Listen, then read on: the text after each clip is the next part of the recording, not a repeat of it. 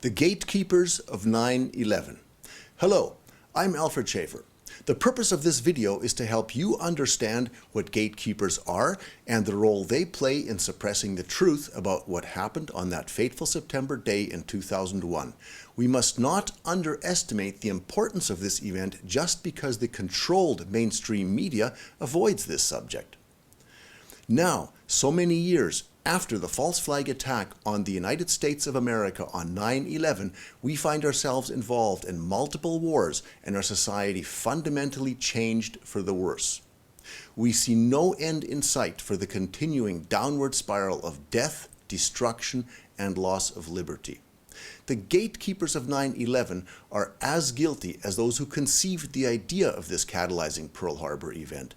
They are as guilty as those who placed the thermite in WTC 1, 2, and Building 7. They are as guilty as those who guided the military Boeing 767 drone aircraft that struck the Twin Towers. They are as guilty as Larry Silverstein for his role in this mass murder and multi-billion-dollar insurance fraud. To begin with, let's watch an 8-minute Truth Seeker video that does an excellent job summarizing the nature of our problem.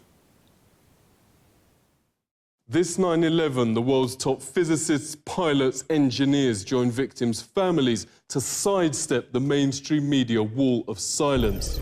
Huge billboards on Times Square and across the states confront the fact most Americans don't know a third giant tower on 9/11 wasn't even hit by a plane, yet somehow collapsed in free fall. At 5:20 p.m., World Trade 7 suddenly, neatly and symmetrically just folded like a pancake. This is high school physics. A building cannot do free fall with 40,000 tons of structural steel in its structural system without it being blown up. The government version is that office fires made all 84 steel columns break at the same time.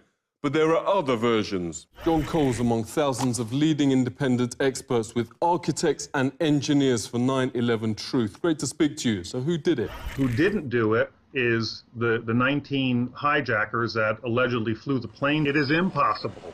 It is impossible to melt that steel by the office fires, the jet fuel, or the collapse itself. It's a physical impossibility. It cannot be replicated experimentally. It defies the laws of physics. If you set aside your politics, you set aside your beliefs and your religion, and you use the scientific method. World Trade Center 7 is basically a classic controlled demolition where a building free falls and comes straight down into virtually its own footprint. The only explanation that explains all the evidence, the nanothermite, the iron microspheres, the high temperatures found out there, the free fall, the uniform, what I call the uniform acceleration of the towers, when those came down, there was no impact or jolt when it hit the undamaged section below. Because there was no jolt, something blew those towers out, allowing it to uniformly accelerate downward. The only thing that makes any sense at all from a scientific perspective is that those towers were blown up. John made a mockery of mainstream sites Nat Geo and Pop Mechanics, who've desperately tried, for instance, to show 175 pounds of military nanothermite couldn't break the columns. John did it with just 1 pound. Can thermite of any type burn through steel beams? I guess it can. Renowned librarian and researcher Elizabeth Woodworth has come in to help form the Consensus 9/11 panel, confirming it uses best practice with the most rigorous peer review. Thanks so much for joining us. There's this remarkably high consensus among experts that the government version can't be right. We have some of the top experts in the field who've published in peer-reviewed scientific journals, and yet these scientific journals exist, like the Herrott study, but they're never covered in the media. If people knew about the research, they would find it compelling. Dr. Griffin has said that he's never heard of anybody who saw the evidence, became converted to this point of view, and then changed back. Yeah, the panel's made government already change its story and admits Skyscraper 7's freefall. That's right. David Chandler is an extraordinary model maker. Chandler is on the panel, and he devised a model to prove that the top floors fell with no resistance. There's only one way that that can happen, and that is that all the columns, there are 84 of these columns, that they were severed at the same moment. Dr. Graham McQueen accessed the New York Fire Department records from that day. Thanks very much for joining us. Never broadcast by mainstream media, but more than 100 witnesses have even reported the explosives bringing down the Twin Towers. Here was this roughly 10,000 pages of extremely rich eyewitness material. And I found that there were 118 people who clearly perceived explosions. You know, we have firefighters who are used to fighting high-rise fires, who are used to encountering smoke explosions and boilers, and yet they use words like bombs. You know, they don't identify with the things we would expect. Floor by floor instead of popping out. It was if they had detonated. If they were planned to take down a building. Boom, boom, boom, boom, boom, boom, boom. All the way down. Bob McIlvaine has wanted answers why the post-mortem of his son Bobby found his fatal injuries in the South Tower consistent not with fireballs, but explosives. Yet mainstream host Rachel Maddow here recently sneered he's not only a conspiracy theorist for asking questions, but also attempted to connect him to violence and Al-Qaeda. All of these nefarious conspiracies about government plots to kill and conspire and lie about it and cover up the real truth. I mean, this stuff is as ridiculous as it has ever been, but it is as ridiculous as it is dangerous. Bobby's father joins us. Thank you very much for speaking with us. How do you feel first losing your son and now being portrayed as the bad guy? My son died. He died from an explosion. I can prove that beyond a reasonable doubt. If I was in a courtroom, a jury cannot not accept that as proof. So that's where we have our problem. When I say, well, this was an inside job. Well, my son died from an inside job from someone putting bombs. Detonations. I would make her sit in this room and go through what I just went with you. And then I would say, now you tell me I'm a conspiracy theorist. Just shows you how awful our media is. I don't want to call her the media. She makes over $1 million and they tell her what to say. One newspaper reporter, and is from the Philadelphia area, was very upfront with me. She said, you know, Bob, she says, as a reporter, I am the problem because we will lose our jobs. If I take that, just that little bit you just said, to the editor, he will crush it. So I'm telling you right now, I can't put your story out there. The media owners will not allow them. The press would not cover it, just that, because it'll put a little doubt in people's minds. Yeah, who do you blame for all this? The people of the United States are just as much to blame because they just want to believe that we are good people, we are an exceptional country. But this is what governments do. You know, it's very Machiavellian. Now we have an endless war on terror. I know what these people in Iraq, I know what these people in Syria, I know what these people in Libya, Afghanistan we're going through because they're all losing children. And that's what it's all about. Everybody's losing family members. And it's pure hell. So that's it, Daniel. Tomorrow, Congress votes to bomb Syria, the latest war of the post-9/11 era. The US would now officially be Al-Qaeda's air force, notes former Congressman Kucinich. But America's had enough. 9 in 10 oppose this invasion, the most unpopular in history. Regarding 9/11, a massive 84% now say the government's lying. We now have the precedents documented that governments prepared to commit supreme crimes against its population. Exactly what happened on 9/11 can be argued by both so-called conspiracy theorists and the authorities. What's beyond dispute is on the 11th of September, the world will join to mourn the almost 3,000 innocent people who lost their lives. This is The Truth Seeker.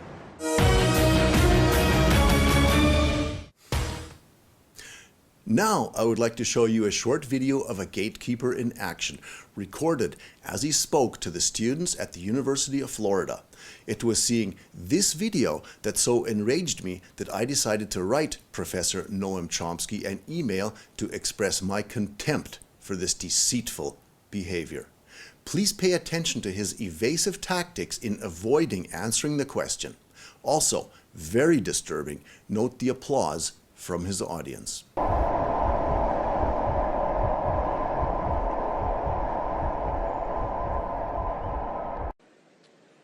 All right. Noam, thanks for coming. You've mentioned quite a few contradictions from the media and their presentation on things. And I think the most notorious case of this is with September 11th, 2001. You mentioned in a forum on ZNet in 2006 that you wanted to see a consensus of engineers and specialists that understand the actual structures of these buildings and their possible collapse. And there is such a group, and I'm here to tell you about that and ask you a follow-up question. It's called Architects and Engineers for 9/11 Truth. There's a consensus of over 2,000 of them. All right, is this a question or Please a don't statement? interrupt. I'm asking a question. I'm setting it up. Thank you. This consensus shows that Building 7, the third building that fell on 9/11, fell in free fall speed, as this report acknowledges.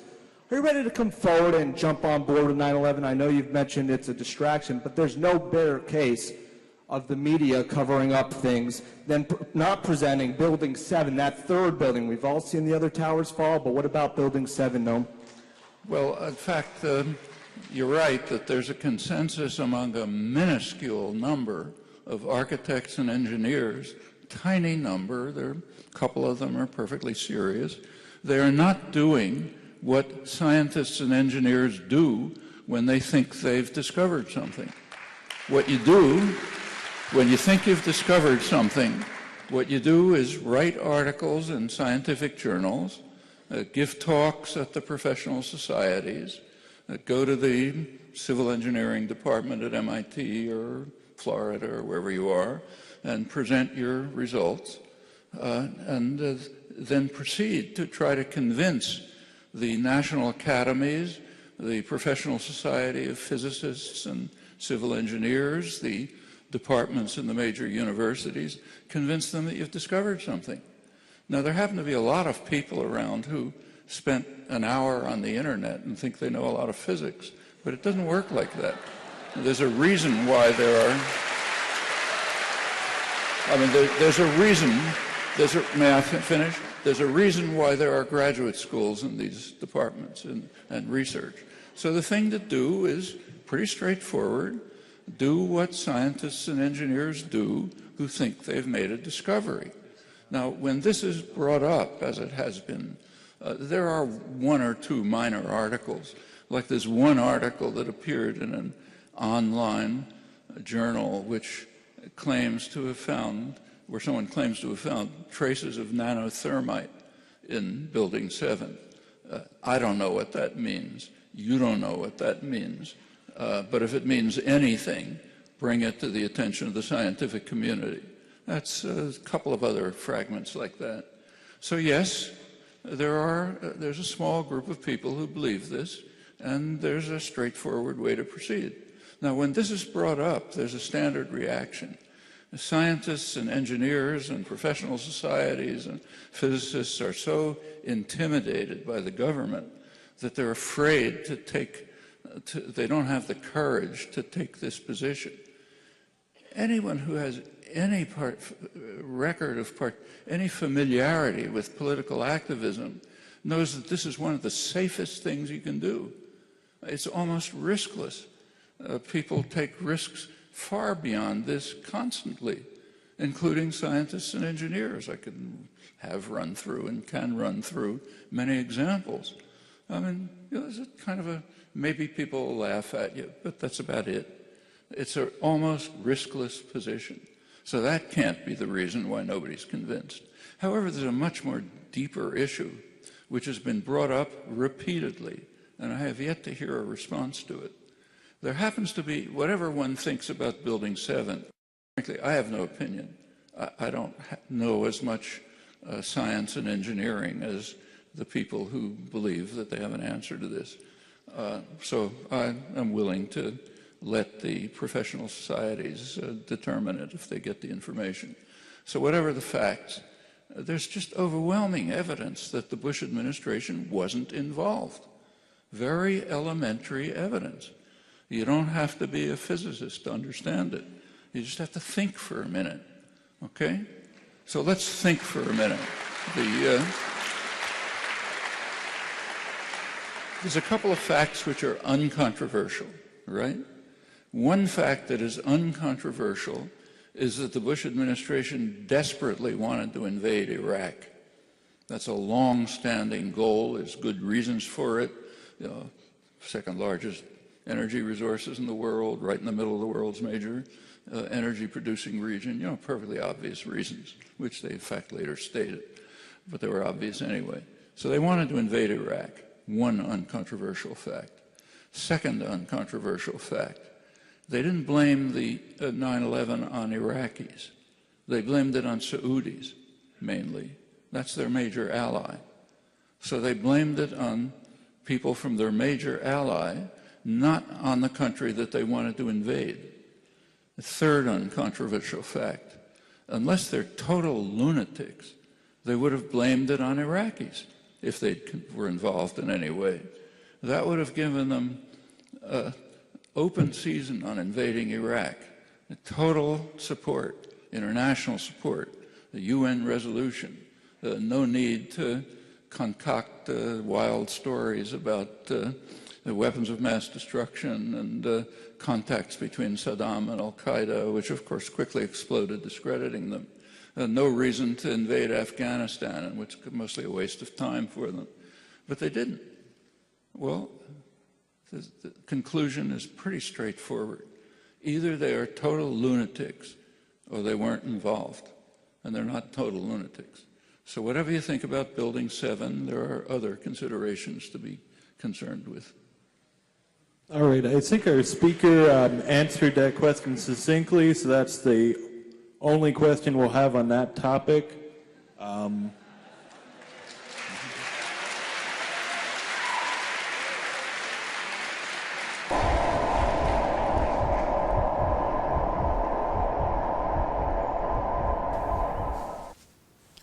Noam Chomsky's evasive behavior, as well as his denigrating the vast community of not only architects and engineers, but scientists and other concerned citizens who are no longer silent about the obvious lies about what happened on 9/11, is what so enraged me.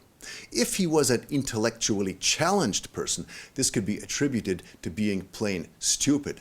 But he has attained the status of a leading intellectual with a vast following of those who trusted him. This is why I wrote him, to articulate my disappointment. I will now read you my letter to Noam Chomsky, written on November 6th, 2013. The title of this letter was Chomsky Stumbles. Dear Noam, since my days as a student, you were always an inspiration for me. You had the courage to speak out and write many excellent books in defense of the oppressed peoples of the world and in defense of democracy and justice. You had a secure place in the history books as being the fearless champion of so many of the civilized values we hold dear. Today, to my great dismay, I am having difficulty understanding why or what has motivated you to turn your back on humanity and reveal yourself as being nothing more than a cowardly traitor guilty of complicity in covering up the largest mass murder of innocent American citizens in modern history. You are lying to help conceal the truth about the Zionist false flag operation of 9/11. This is worse than pathetic. It is criminal. Unthinkable. Noam Chomsky places tribal instincts above his sense for humanity. Fortunately, your treachery is not going unnoticed. The disappointment of many of your former fans is clearly visible in the comments section beneath the following article and video. Chomsky covers up the JFK murder and 9/11, both of which Mossad was involved in, and the power of the Jewish lobby in the United States in general. And did he ever mention the Jewish role in the Russian Revolution? Or the immense power of the Rothschild family with their fraudulent central banking? Or the destructive effects of cultural Marxism? No, he only criticizes corporations. Ultimately, it is always the same with these people. They cover for their own tribe. Some say Chomsky is a professional gatekeeper and works for the CIA. I say no, he works for his own tribe, like all of his co-tribals. Or, here's another typical comment. I began wondering about Chomsky one day when I heard him talking about JFK's murder. I just found it weird how pathologically uninterested he was in that seminal event and how he tried to play it down like it was no big deal. Now I will continue with my original letter to Noam. To help you understand the gravity of our predicament, I urge you to read this article, A German Viewpoint of 9/11 and the Zionist Threat. And please do take the time to go through the links at the bottom of the article. Noam, please pay particular attention to the RT video on the AE 9/11 link, and remember your compassion when you see Bob McIlvaine mourning his lost son while being mocked by Zionist talk show host Rachel Maddow. Put yourself in Bob's shoes for just one moment. Do it, Noam Chomsky, and tell me what you feel. I am only asking one thing from you, Noam. I would like your opinion on the article, A German Viewpoint. Your denial of the evidence of 9/11 leads me to conclude that your fear of the evidence and the implication of this evidence is much greater than your courage to face up to the inescapable facts. You are suffering from the delusion that lying about the empirical evidence will eventually make the evidence disappear. You are assuming that the masses have been dumbed down, that's propagandized and brainwashed, enough to enable this lie to go through. This may be the case for far too many students who will applaud you after you lie to them, but if you could read minds, you would probably read the following on China's leader Xi Jinping's mind when he meets Obama the next time. You may read, why don't the Americans just send a representative of the American people? What does this Zionist stooge who pushes the 9/11 lie want here? That's pathetic. It's embarrassing. It's criminal. If I wanted to talk to Netanyahu's little American slave, I would have said so. I was expecting an American president, not a pathetic slave. The rest of the world is not as deceived by the Zionist propaganda as much of the West seems to be. Noam, is it the fear of the consequences of the truth that prevents you from doing what is best for humanity and your tribe? People are realizing that homeland security is not a result of 9/11, but rather that 9/11 was the catalyzer needed to better sell the fascist police state we are now witnessing. The constant state of fear achieved by terror alerts is nothing but a marketing ploy to sell the unsuspecting general populace the fascist police state that we do not want. Instead of lying to college students, you should explain to them what the difference is between a Zionist and a Jew. To be anti-Zionist is no more anti-Semitic than it is to be anti-German because one doesn't like Nazis. Is it any better to proclaim that one is a Zionist than to proclaim one is a Nazi? To my friends at the BND, NSA, CIA, etc., please forward the links herein to all your friends, colleagues, superiors, and children. Each and every one of us will eventually be judged by these two questions. Question number one, when did you become informed about what really happened on 9/11? Question number two, what did you do with this knowledge? Alfred Schaefer. What I just read you was the letter I sent to Noam Chomsky on November 6, 2013. I was pleasantly surprised to receive a reply from him the very next day. In his reply to me, there was neither a greeting nor a yours truly, only the following lines. Not sure what denial you are referring to. If you are referring to the fact that in answer to letters I have repeatedly outlined the very strong evidence that the Bush administration was not involved in 9/11, I'm afraid I can only say that I'll continue to do so until there is some response. So far, it's only streams of insults like this. He did not answer a single one of my questions or statements, so I could not possibly leave it at that. On the same day, November 7th, 2013, I wrote him the following. Dear Noam, thank you very much for your response. You are questioning the involvement of the Bush administration in this crime against America. What about the fact that the Department of Justice investigation under Michael Chertoff allowed the steel to be destroyed without examining it to determine why these steel-framed structures collapsed. You say, not sure what denial you are referring to. I am referring to you denying the fact that the official government version is physically not possible. It could only be possible if you believe in magic. Noam, your complaint about streams of insults like this ought to be viewed as a symptom of the dam that is about to burst. Noam, and you are on the wrong side of this dam. To help you to understand how insulted the victims of 9/11 must feel, here is the link to the AE 9/11 Truth site with an 8-minute video aired on RT that should be helpful. The RT video is on the left side when you open the link. Next time you make a presentation, feel free to show this to your students. If you start doing that, Noam, you could still redeem your legacy. Once the dam bursts, it will be too late. Here's the link. Alfred Schaefer. Just overwhelming evidence that the Bush administration wasn't involved. Professor Chomsky responded on the very same day, but he did not really make a lot of sense. He continued to claim that the Bush administration was not involved, as well as putting off the architects and engineers as being irrelevant. He accused me of being arrogant. I'll read you his words.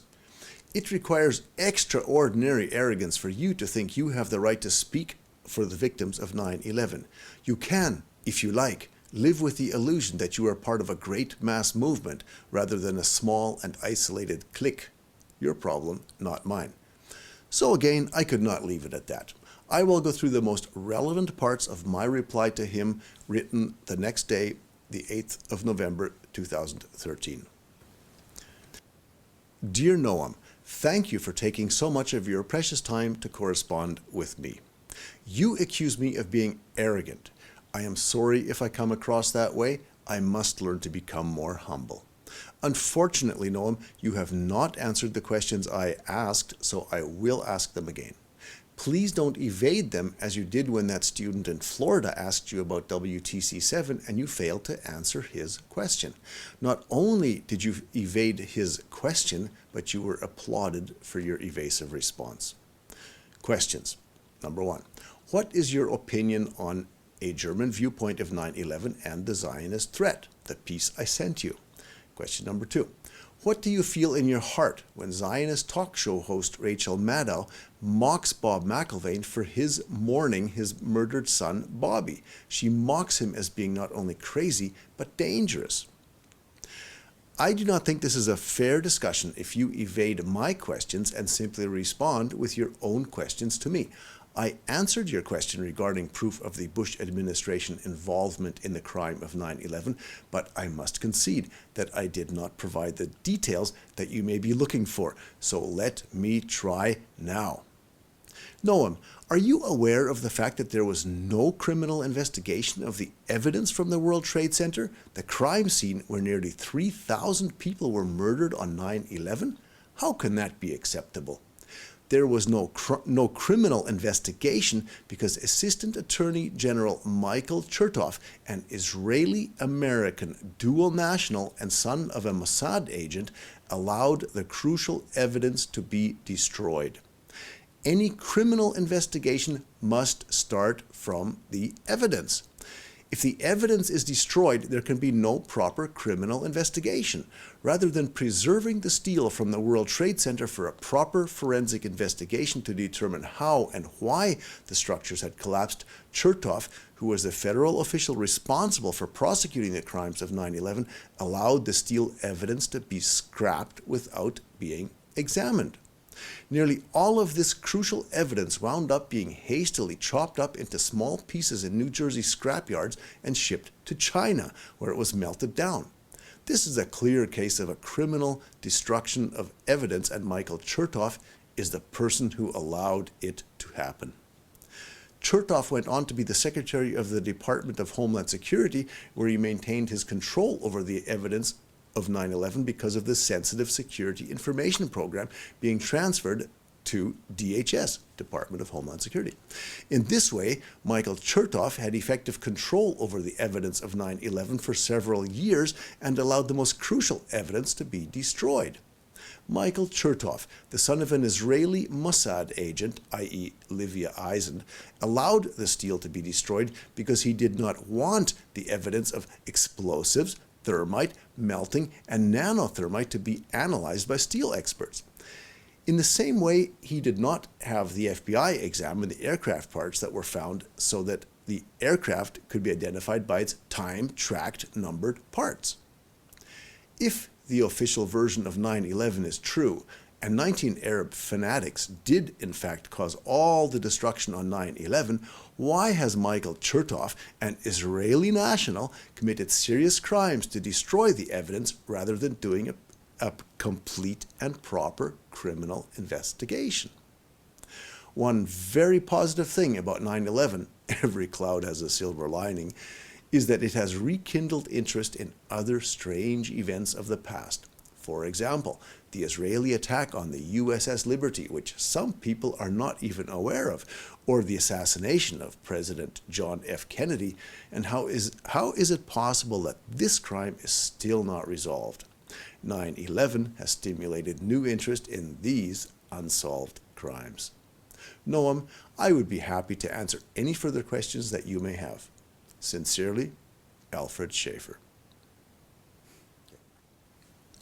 It made me very happy to receive an answer from Professor Noam Chomsky the very same day.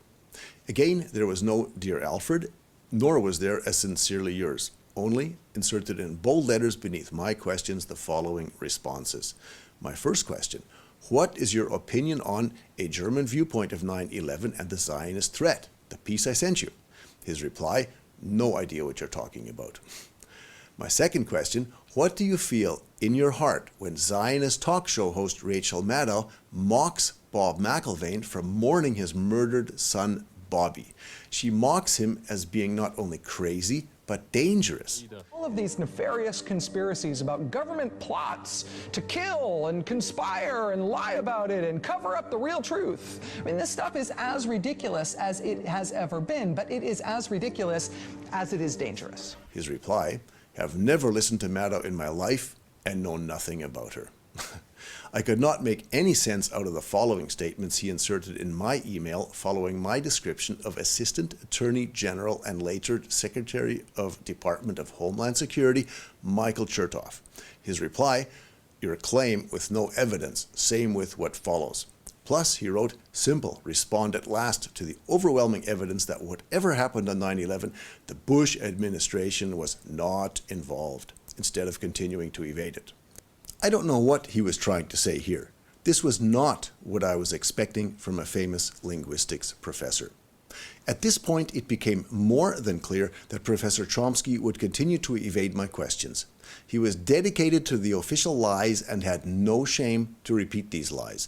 My entire correspondence with Professor Chomsky was shared with an extensive blind carbon copy list, which included individuals as well as institutions. This was no secret. I wrote him that at the beginning, that these people were interested in what he had to say. Using an extensive BCC list provided me the added value of now being able to provide you with an excellent example of controlled opposition, which is another aspect of the Zionist control of events and the discourse. We will cover controlled opposition at the end of this lesson. Now, let's go through what I wrote him on November 10th, 2013. I gave my final email to him the title, Chomsky Falls. Dear Noam Chomsky, thank you for your contributions to this piece. I see no point in continuing our dialogue on what really happened on 9/11. Dear everyone on BCC, I encourage each and every person who has some understanding and interest in what is going on with our politics to ensure that not a single person in your circle of friends remains unaware of what Zionism is and what happened on 9/11. Do not risk the embarrassment of being the very last person to know what happened. And do not let your friends be the last to know. Save them the embarrassment of still not knowing if any are still unaware. We are all emerging from the biggest brainwashing exercise ever done on humanity. Just as each and every one of us remembers where we were on that fateful day of 9/11/2001, each and every one of us will remember when we first began to understand what really happened, and if we learn this through a friend, we will always honor the courage that this friend showed in presenting the evidence. You be that friend. To my Jewish friends, I am even more adamant. To them I say, you are completely innocent of any wrongdoing. You have only been deceived and brainwashed like almost all of us were. And now that you know, it is of utmost importance to reach out to your friends and neighbors before they come to you. It has become pointless to continue the dialogue with Noam Chomsky, as he has shown himself to be a Zionist fascist. He is not interested in empirical evidence and cares not for the fate of the victims of 9/11. Noam Chomsky is deterring democracy by manufacturing consent for the ridiculous official conspiracy theory of the 19 bad Muslims taking down all those buildings on 9/11. He will not even consider admitting that there was anything unusual about building WTC-7. He is driving the United States of America to become a failed state. Now we will go through an example of the controlled opposition that I mentioned a few moments ago. These are the folks who work for the Zionists but pretend to be working for the cause of justice, all the while diverting attention and distracting away from what is really going on. By doing this, they are deceiving many good people into wasting precious time and resources on futile endeavors. One of the institutions on the BCC list was U.S. Campaign to End the Israeli Occupation. The legislative coordinator, manager of finance and administration, Mike Coogan, wrote me the following after having received my initial Chomsky Stumbles email. He wrote, "Alfred, I agree with Mr. Chomsky and am surprised he even responded to your collection of nonsensical theories and invectives. As a longtime admirer of Mr. Chomsky, I think his reputation and analysis are as strong as ever." Wow. Okay, this response is sufficient proof that this organization is in fact controlled opposition. Also, they always stay well clear of ever mentioning anything that contradicts the official version of 9/11. Mike Coogan had ample opportunity to go through the links I had sent him to see for himself just how strong Noam Chomsky's reputation and analysis really are. How can it be that someone who works for the U.S. campaign to end the Israeli occupation will defend an obvious Zionist fascist gatekeeper? This clearly reveals the depth of Zionist control over institutions that are masquerading as being opposed to the Zionist project of Greater Israel to deceive many, many people into thinking that they are doing something to oppose this fascism while herding them along to prevent any real opposition. The U.S. campaign to end the Israeli occupation does not have an opinion on 9/11, much as Noam Chomsky does not have an opinion on 9/11. If they were what they are posing to be, their title could be U.S. Campaign to End the Israeli Occupation of Palestine, and they would most certainly be drumming as hard as they possibly could to reveal the truth about 9/11 and not shielding a gatekeeper such as Professor Noam Chomsky. Evasion of the empirical evidence is an acknowledgement of complicity and guilt in this crime of the century against humanity. All of the mainstream media in the West, as well as all of our politicians, are working as controlled opposition, which is a sorry statement of what has happened to our society. Democracy and free press is a thing of the past. There's just overwhelming evidence that the Bush administration wasn't involved. Very elementary evidence. You don't have to be a physicist to understand it. You just have to think for a minute, okay? So let's think for a minute. Now let's look at the collapse of the Twin Towers.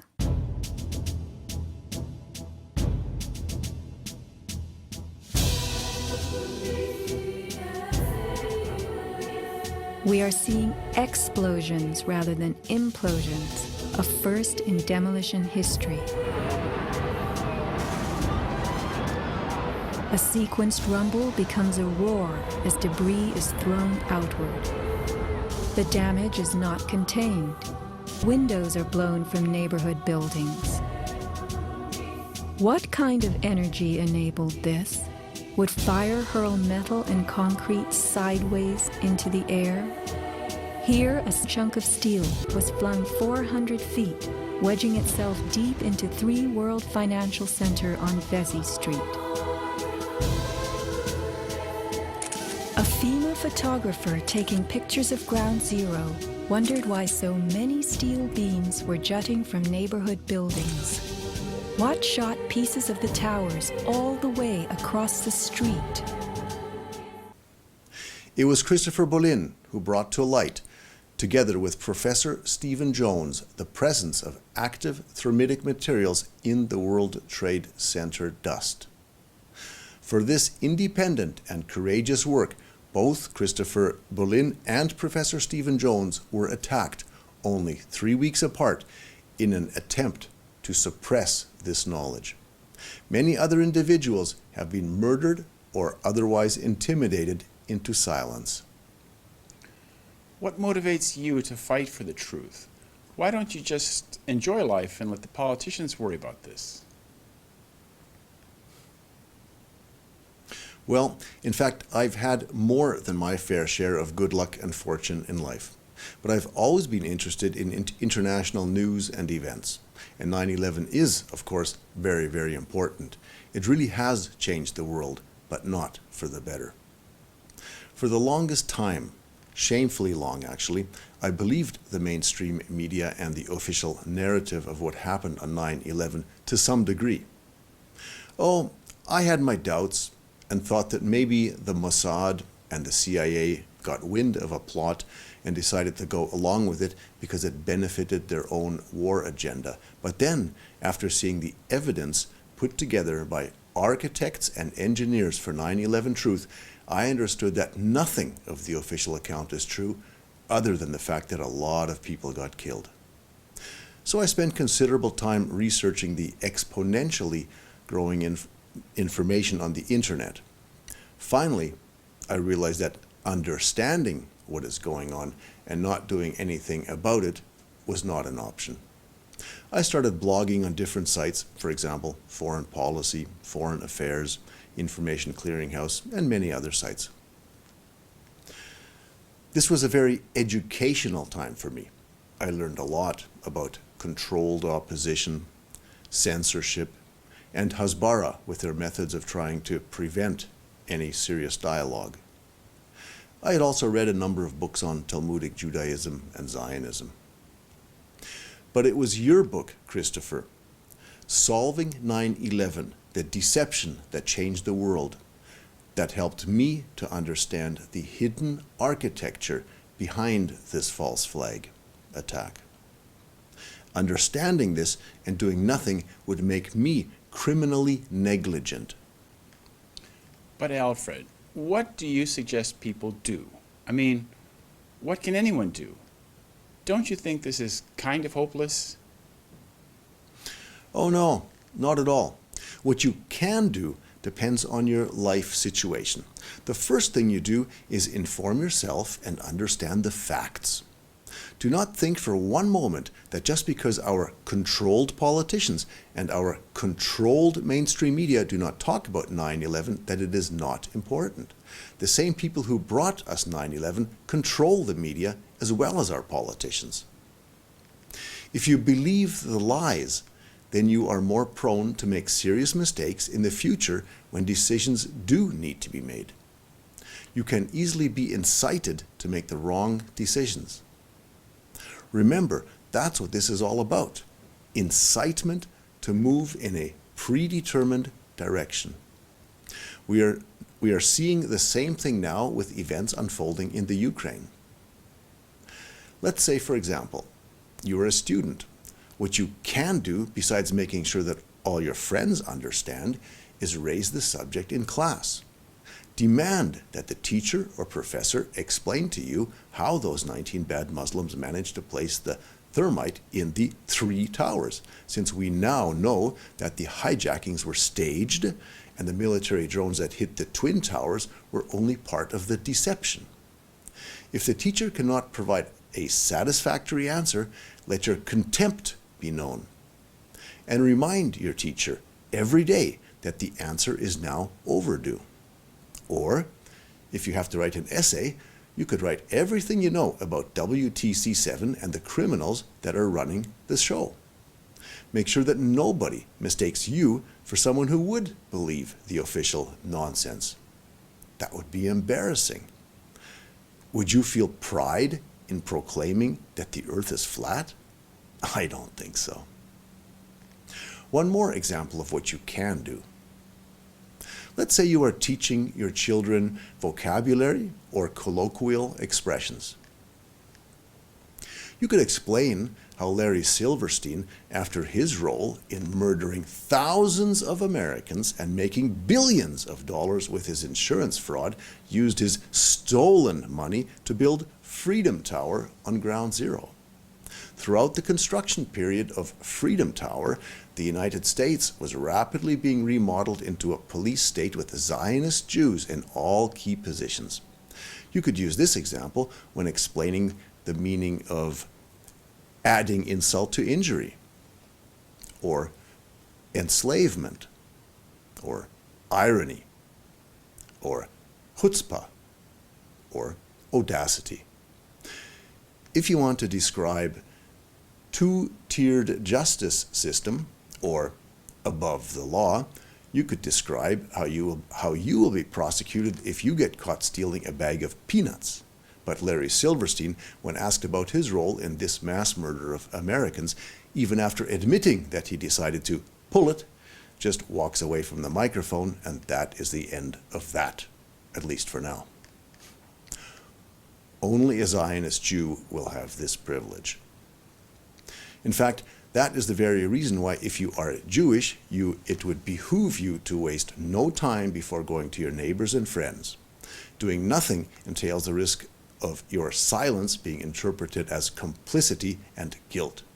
As time goes by, this becomes increasingly difficult until finally it is too late, sort of like the icebergs. Or, if you read a newspaper or magazine from the Zionist-controlled mainstream media, cancel the subscription and write the editor that the reason for canceling is that you don't trust them because they are omitting the most important news and pushing lies. The Zionists do this because we let them.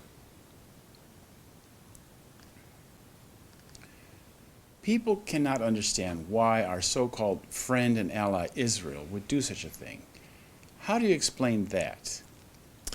Well, if you read the Protocols of the Elders of Zion, which was a blueprint for advancing the Zionist agenda printed over 100 years ago, as well as what other Zionist pioneers had written, you will find that the domination of Zionist Jews in the mainstream media is no accident. This was systematically pursued to gain control over entire populations in these countries. With control of the media, it became possible to incite these populations to move in the intended direction. 9/11 was an all-or-nothing exercise to incite the Western, predominantly Christian populations to wage war on Israel's perceived enemies, who are predominantly Muslim. These wars diverted vast resources to the Zionist military-industrial complex. We see today that this Zionist attack on the West has been phenomenally successful for the perpetrators. But the game goes on. 9/11 was done to incite us to hate Muslims, much as we are now being incited to hate Russia, which is now targeted for subjugation and punishment. If we drift along thinking that somehow everything will be okay for us, we will have a hard time explaining to our children why we did nothing to prevent the nightmare that they will have to endure. The end game of Zionism is the subjugation and enslavement of humanity. If I look at countries like Canada, for example, it makes me sad to see how that country has been reduced to a resource base for Rothschild Zionist corporations. The general population of Canada was not at all prepared for the predatory and stealthy takeover of their country by the Zionists. You will not find many countries as dumbed down and brainwashed as Canada is today. The statement is, of course, a generalization. There are many good Canadians who are waking up and protesting. You only need to read the comments beneath articles about Stephen Harper. He is the Zionist administrator posing as Prime Minister. In fact, as the Protocols of the Elders of Zion predicted over 100 years ago, the Zionist Jews would have their administrators ruling the world. If anyone steps out of line, they have all others attack them and set examples with extreme punishments to keep the rest in line. Russia and Iran are now targeted for punishment. Russia is showing too much independence, and Iran will not voluntarily submit to slavery. Don't you think it's a bit dangerous to be an activist for 9/11 truth? You know, Christopher, you were physically attacked for what you had discovered. You are one of the extremely small number of people who helped get the cat out of the bag. This was not supposed to happen. At that time, they thought that if they eliminate those making these discoveries, they will get away with this. Let's face it, this false flag attack required huge resources, and they were in no mood to have some little independent investigative journalist or some chemistry professor get in the way. After you murder thousands of Americans, a few more to keep the cat in the bag is no big deal. They murdered many witnesses and attacked both you and Professor Stephen Jones. They wanted you silenced or dead, killed in the rigged prison system. Their hands would appear to remain clean while you would be eliminated. So going into exile did in fact save your life, Christopher. Now the cat is out of the bag, so killing you would make no more sense. In fact, it would only attract more attention to your work. Even if they did come around and started killing all the truthers, we would still be the winners. Let me explain. If they shot you for your talking about the icebergs while on the Titanic because you were ruining the party mood, it would spare you the agony of seeing the massive death and suffering of the sinking. The sinking definitely changed the party mood and probably would have killed you anyway. So who do you think is going to win in the end? Zionism or humanity? Oh, that's easy. Humanity. You see, Zionism is a parasitic, supremacist ideology. And as with any parasite, it requires a healthy host in order to thrive. The very latest point in time that the parasite dies is when the host dies. If the host wants to survive, it has to deal with the parasite. In this case, the host is being sufficiently dumbed down by the parasite to continue believing the ridiculous and obvious lies of 9/11. But a population that is successfully dumbed down to that level has little chance of survival as a society. It will be incapable of dealing with the real problems such as environmental degradation. So Zionism will find its end, probably quite soon. How much of humanity will survive? That is the real question. You only have to follow the quantity and quality of information on the internet which has escaped the total control of the Zionists to see that humanity is, in fact, making a comeback. The game changer internet was not even conceived when the Zionists set out on their brazen subjugation of humankind a long, long time ago. Since Noam Chomsky pretends that you are an idiot and of no significance, do you think that your criticism will have any effect on him? Oh, for sure. Noam Chomsky is drowning in a sea of lies. I am not the first and certainly not the last to use the Zionist-approved method of hiding in the tall grass with a long rifle. He's an easy target. He is fatally wounded because he will never know if I or any of my friends are in the room. And we will demand a proper answer to a very clear question. We will always begin with WTC7. We will scream this question to him and no longer be taken for a sucker. We know the truth and are prepared to die for the truth. To keep the lies going is infinitely more difficult than to just face the truth. Except, of course, for the criminals. Let me add to that as a closing statement. The mood of people throughout the world can be summarized by the following statement. Someone needs to tell Obama that black slavery was abolished in the United States of America a long time ago. If this guy really wants to do what the world needs, he can start by rebelling against his Zionist masters and act like the person he pretended to be to get elected. Yes, he might be shot dead like JFK, but at least he would have done something useful with his life before that. American people, start a fight for your liberation from the Zionists. Their power lies in money, secrecy, and trickery. Your power is in your sheer number, and you will find the whole world on your side. Thank you.